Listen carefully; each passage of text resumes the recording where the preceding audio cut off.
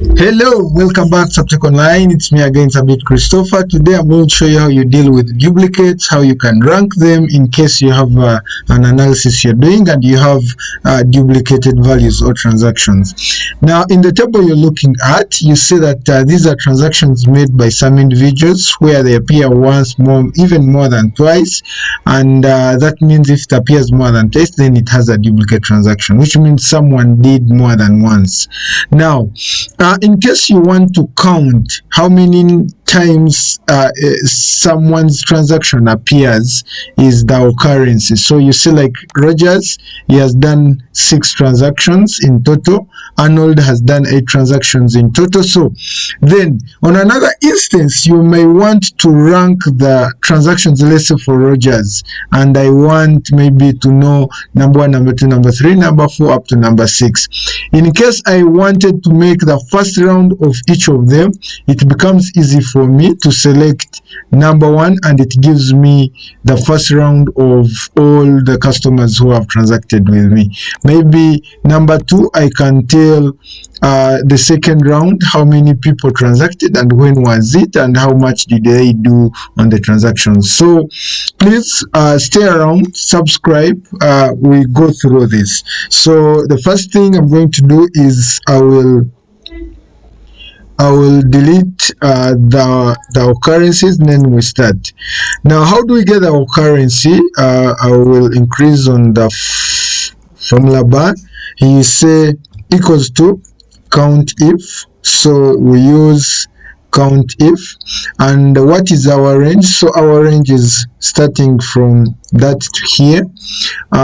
Then what is our criteria? This is what we are counting on for the start. Now, we don't want this range to move. We want it to be constant, which means I will press F4 on my keyboard. I will press F4 on my keyboard to lock both the column and the rows, which means even if I fill down my occurrence, the range will stay constant. So when I enter, it shows me that Rogers appears 6 times in this range. So I drag this downwards, and when you come even to the last, you'll find that indeed the range didn't change, but the criteria has changed to 24. So that is it. That's how we get the occurrence. Now we know that so and so appears 8 times. Now we go to the next thing. How do we rank now these occurrences? Yes, we have known that Rogers has 6 transactions. How do we rank from number 1 to number 6? This is what we do. We do nearly the same thing, equals to count if.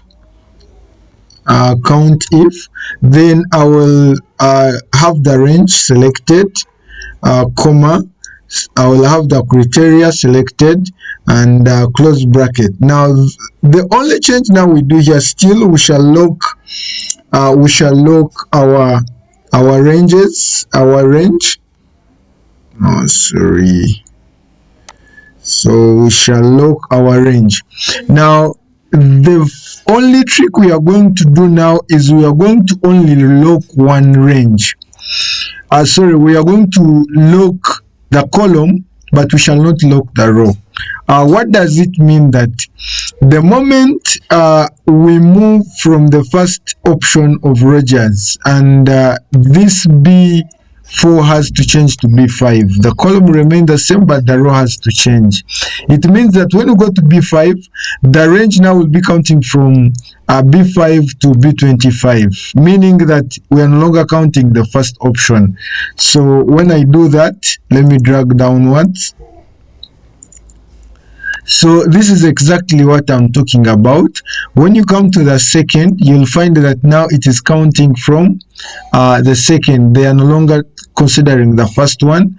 Then when you go to the third, it is counting from the third going downwards. So it means that from here going downwards, Rogers appears 4 times. So that's how you do the ranking. So after you have done that, you make sure that you remove the formulas. You remove the formulas by copying this and pasting values. and that's the only option. Now it means that when I rank these sorting from smallest to largest, the first, I will have the first round. I can analyze who, when we are starting the business, who was buying more, and in the second round, who bought more, something like that. So that is it. Consider subscribing if this is the first time to reach this channel. Give us a thumbs up if you find this content helpful.